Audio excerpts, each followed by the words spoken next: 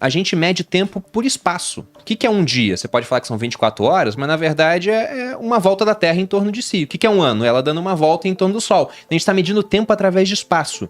Mas e quando a gente vai para esse aspecto mais amplo, entra em relatividade, o que seria o tempo? O tempo é uma das coisas mais complexas que tem de entender, de explicar. É uma coisa muito abstrata, porque eu falo, né, que você fala assim, me dá dois copos d'água, você me dá 2 segundos. O que é 2 segundos, cara? Entendeu? Isso não existe.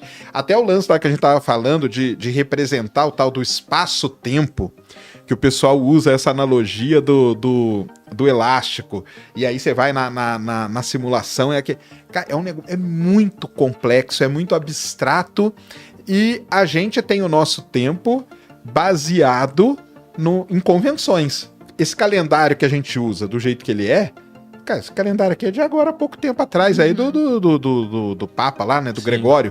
É o calendário gregoriano. Por que ele foi feito desse jeito? Porque tinha os imperadores ali, que um queria ter um mês, que é o Júlio César. Aí o outro também falou, cara, você criou um mês pro outro, você não vai criar um pra mim? Cria um pra mim aí também. Meteu um mês que não faz sentido nenhum. Foi o Augusto. Agosto, exatamente. Então fica esse negócio, por que tem 30, 31? Cara, os caras eles sentaram ali, foram tentando resolver alguns problemas pra chegar nisso. Porque se você vê astronomicamente, que aí você vê pelo movimento das estrelas, pelo movimento do Sol e tal, uma coisa não bate na outra. Tanto o calendário tá errado, que a cada 4 anos tiveram que colocar um dia pra corrigir esse negócio. Então, cara, eu acho o tempo uma das coisas mais complexas e mais abstratas que a gente tem pra lidar. O que você acha, Fih? O que eu acho legal do tempo é que ele tem tanto a interpretação, eu acho, mais filosófica, quanto a interpretação mais física. Na física, inclusive, existem vários ramos, por exemplo, várias contas que a gente faz que não envolvem em nenhum momento o tempo, mas que elas indicam mudança de estado de coisas acontecendo, por exemplo.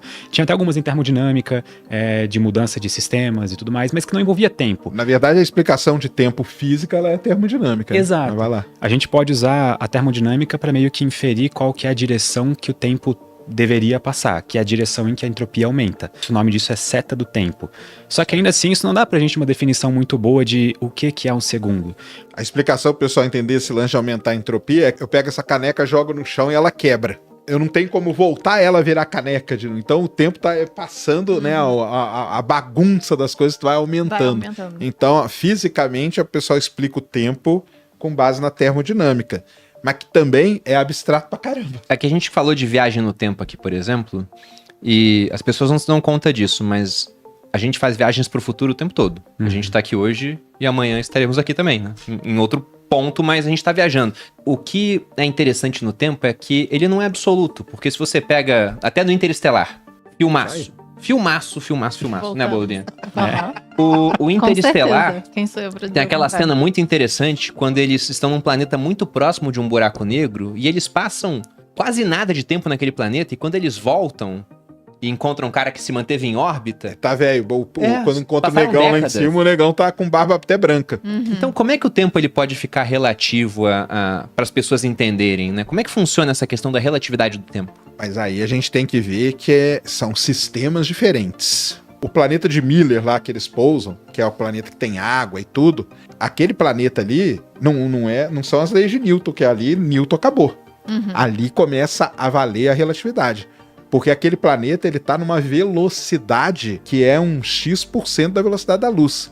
Então chega um determinado ponto que a física newtoniana que rege aqui o nosso... ela não vale mais. Aí você entra na física relativística. E aí quando você entra no sistema relativístico, aí as coisas mudam. E aí o tempo começa a ter esse efeito aí, que aparece no filme lá e aparece em qualquer sistema. Mercúrio, por exemplo, uma história muito legal de Mercúrio é o seguinte. Começaram a observar Mercúrio e tentaram prever aonde que ele ia estar. E não conseguiam acertar. Por quê? Pensavam que Mercúrio tinha um outro planeta entre o Sol e Mercúrio, que chamava Vulcano. Esse Vulcano existiu por um bom tempo.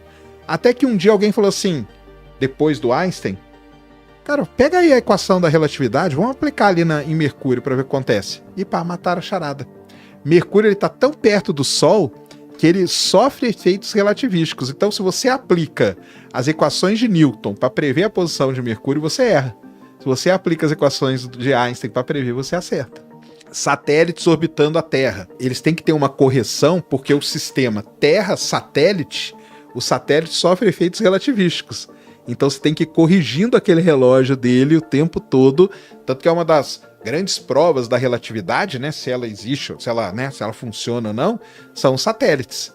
O atraso que vai dando no relógio dele que você tem que ficar ali corrigindo. O lance do tempo ser relativo ou não depende do que sistema que você tá. A própria passagem do tempo, a nossa noção humana de passagem do tempo, ela também parece variar de indivíduo para indivíduo. Vocês provavelmente não experienciam segundos como uma coisa constante ao longo do dia de vocês. Provavelmente, agora, que eu espero que vocês estejam se divertindo um monte, talvez tá passando muito rápido. Só que pode ser que se vocês estiverem fazendo uma coisa muito entediante, tipo ver Interestelar para algumas pessoas, talvez passe muito devagar, entendeu? Então, até isso influencia, eu acho que talvez seja um pouco mais uma interpretação mais filosófica do tempo, talvez. É o famoso vontade de ir no banheiro. Quando você tá com muita vontade, o tempo passa mais devagar. Exatamente. Isso funciona para várias situações do nosso dia, em que, de certa forma, parece que a nossa condição, nosso estado mental influencia um pouco na nossa percepção de passagem do tempo.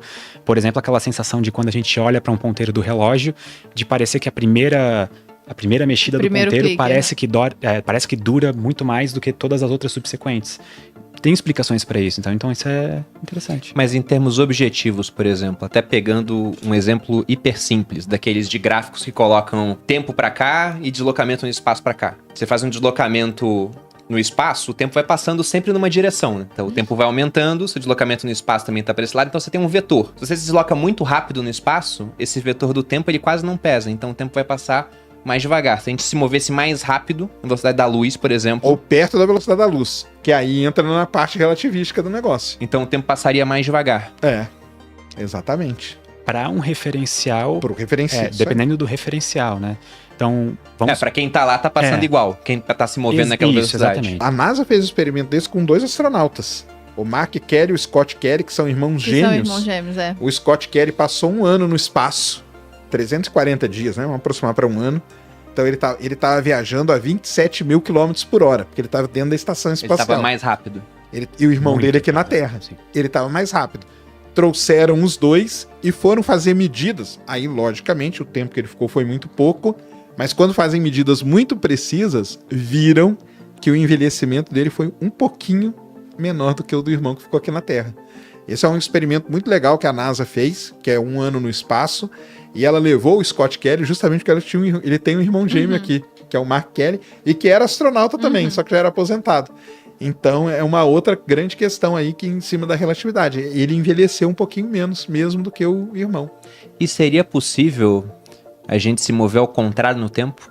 Se mover ao contrário da seta do tempo, fisicamente falando? Aí tá pensando alguém no já Nolan propôs? lá. Como é o filme louco? Não, aquele outro Tenet. filme do Nolan, o Tenet. Não. Esse negócio de o roteiro ir e voltar e acontecer simultaneamente nas duas direções.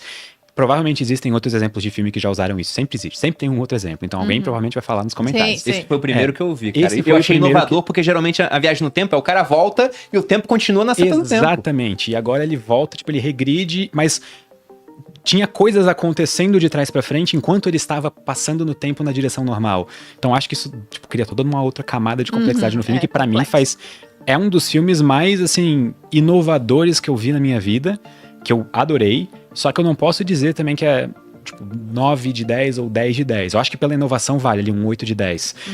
Mas voltando a essa questão da Fala viagem aí, no tempo, viajar no passado. vocês conhecem teorias sérias que falam a respeito disso ou não? É muito mais um desejo que o ser humano tem, uma vontade, mas De viajar no tempo? não tem nenhuma base matemática. Não existe nenhum impedimento das leis da natureza de viajar pro passado. Não existe nada que barre de maneira clara de que a gente possa olhar com matemática e dizer, não, ok, oficialmente não dá pra voltar pro passado. Dito isso, a gente também não tem nenhuma maneira muito óbvia ou muito clara de viajar pro passado. Então parece que não é necessariamente uma proibição das leis da natureza ou das leis da física ou algo nesse sentido. Talvez seja só uma impossibilidade. Talvez o universo ficou sem memória RAM na hora de ser criado e não deu pra fazer essa opção, sabe, de viajar pro passado. Porque filosoficamente cria alguns problemas, alguns Sim. paradoxos lógicos. Paradoxos, O paradoxo do avô, eu acho que é um dos mais famosos, em que a gente volta pro passado e eu mato meu avô antes de ele conhecer minha avó. Então, teoricamente, eu não deveria Aí já existir, né? era. Porque já era. Então, como é que eu voltei pro passado e fiz isso, sabe? Eu destruí toda a linha do tempo. E aí tem todas as possíveis respostas pro paradoxo, que vão desde, no momento em que você mata o seu avô no passado, antes de conhecer sua avó, você bifurca as linhas do tempo. Então agora tu tá vivendo numa outra linha do tempo que não é a tua. Só que daí a gente tá meio que tentando criar soluções pra consertar um problema que a gente nem deveria existir, sabe? Porque não faz sentido a viagem de volta pro passado nesse sentido. Nossa, essa frase ficou pior ainda É a explicação aí, deixa aí pro pessoal responder. Você defende a viagem pro passado De Volta pro Futuro ou a dos Vingadores? Qual que é a diferença da dos Vingadores mesmo? Essa aí, porque a do De Volta pro Futuro é essa, né? Que se você matar ele começa lá, a desaparecer enquanto ele começa a toca Chuck desaparecer. Berry, né? Por quê? Porque o pai não vai, a mãe se apaixona por ele ele lá. meio que desintegra, assim, né? Então essa aí não cria uma nova bifurcação, essa aí vem na mesma. Sim. A dos Vingadores é que cria uma nova, né? Que você cria uma linha paralela aqui do... Nossa, eu nem lembrava disso. E essa do Nolan? Não deve. De você voltar e ver as coisas acontecendo. Ele tirou isso da cabeça dele? Ou ele tem um amigo físico que fica lá? Cara, depois do Interestelar, eu tenho uma ideia pra você. Ele deve ter algum amigo da física quântica, Ele porque deve esse ser negócio um de viajar no tempo, principalmente pro passado, a gente cai muito na parte da física quântica, né? Que é você reduzir lá, e é daí que criam as teorias, como teoria de cordas e tudo mais, que seria uma solução para se viajar, né? No passado, que é o que o Pedro falou. Não tem nada que impede, então vamos atrás de alguma maneira. E aí o pessoal da física quântica foi entrando, cara. Aqui, ó, em vez da menor coisa ser um ponto, né, que a gente fala, não é como se fosse uma cordinha. E aí foi criada a teoria de cordas. E dentro da teoria das cordas, lá das bramas, das coisas, você conseguiria viajar no passado, que é mais ou menos a linha dos Vingadores lá, né, com o Homem-Formiga e tal, que é meio baseado nisso. Eu acho que o Nolan, cara, tem algum amigo na física quântica. O Kip Thorne é amigo dele, né? Sim. Desde o Interestelar. O Kip Thorne, que é o cara lá de Buracos Negros e tudo, ganhador do prêmio Nobel e tudo, é amigão dele, né? Então pode ter dado umas dicas aí pra ele baseado em física quântica. Porque eu acho que ali no Tenet ele deve estudar também, né, gente? Tem um fundo disso aí. Até se vocês forem perceber um pouco as obras do Nolan, quase todos os filmes dele, desde o começo, abordam um tema em comum. Qual que vocês acham que é? Ele sempre brinca negócio com o tempo. a passagem do tempo. Aí a gente chega no Interestelar, a grande problemática do filme é o tempo. Quando ele chega em casa, ou aquela cena mais impactante antes disso, quando ele tá na nave e vê a filha dele crescendo nos olhos dele e tudo mais, Sim. é o tempo. Depois do Tenet, o filme acontece pra frente e de trás pra frente, também é o tempo. Então eu acho que ele só usa isso, ele só usa esses conceitos da física pra criar talvez uma desculpa pra poder brincar com o conceito de tempo, sabe? Porque se ele só inventasse alguma coisa qualquer lá e fizesse o filme correr de trás pra frente e de frente pra trás, eu acho que o pessoal não ia comprar muito a ideia, sabe? Então, acho que não tem necessariamente uma justificativa física pra ele ter feito isso, e mais uma justificativa de suspensão de descrença mesmo, sabe? De criar uma obra... Mas eu acho que no fundo tem um embasamento, algum embasamento ali, até tanto que no Oppenheimer, o Oppenheimer era um cara da física quântica. Aquelas viagens dele lá é a quântica, né? Passando na cabeça dele. Eu acho que além do tempo, ele tá mais ligado até na física quântica. Sim. Ele com certeza ele tem uma pira. Um amor pela área, assim, porque ele usa isso quase todo filme dele. Com certeza ele a gente esqueceu de Inception, por Inception, exemplo. cara. É verdade. Inception, Fala o tempo. tanto de tempo. Totalmente. Cada camada de sonho vai mudando a passagem do tempo. Então eu tenho que rever esse filme. É muito bom. Mas essa questão do tempo que a gente tá explorando aqui, o que me chamou a atenção foi a primeira frase que você falou, Pedro. De que, olha, não há nenhum tipo de impedimento de que isso pudesse acontecer. E aí, já voltando àquela hipótese da simulação, onde parte de premissas, partindo da premissa que não tem nenhum tipo de impedimento, então a chance de alguém ter feito isso existe. Só que o poder desse cara é tão supremo, né? Se ele pode alterar a linha do tempo e criar linhas paralelas, que ele não vai deixar isso comercialmente acessível para as pessoas. Será que já existe? Então, se a gente for considerar aquela festa que o Hawking deu para os viajantes do tempo, eu acho que não. Sabe dessa história? Não sei. O Stephen Hawking publicou uma carta num jornal avisando que dentro de 6 meses, num dia, uma data específica, ele ia fazer uma festa só para viajantes do tempo. Então, caso você fosse um viajante do tempo, por favor, vá nessa festa. Era isso, né? Ele mandou antes, né? E aí a ideia era que quando a festa acontecesse, eu acho que o lugar ele só ia divulgar depois da festa acontecer. Isso, Que então, porque aí o cara quer viajar no tempo. caso alguém viajasse no tempo, pudesse... Gênio. E a foto é dele na festa sozinho. Então, acho que não deu certo. Ou se deu, provavelmente as pessoas escondem isso muito bem. Mas, assim, existem Muito bom, tantos Daniel. problemas associados com viagem no tempo que eu de verdade não... Embora não exista um impedimento físico, eu não acho que seja possível. Só por causa dos problemas gerados. Aham. Porque, vamos supor que eu tenho uma máquina do tempo. E aí, por algum momento, sei lá, motivo, um fóton, uma partícula de luz, entra nessa máquina. E aí ela vai pro passado. E aí esse fóton depois sai da máquina no passado, percorre a linha do tempo normal e entra na máquina de novo. Ele vai ficar cada vez mais, novas vezes entrando, adicionando mais fótons do problema e eventualmente a máquina poderia até, tipo, virar um buraco negro, sabe? Tipo, ia ter muita energia, tipo, ali ia virar um buraco negro.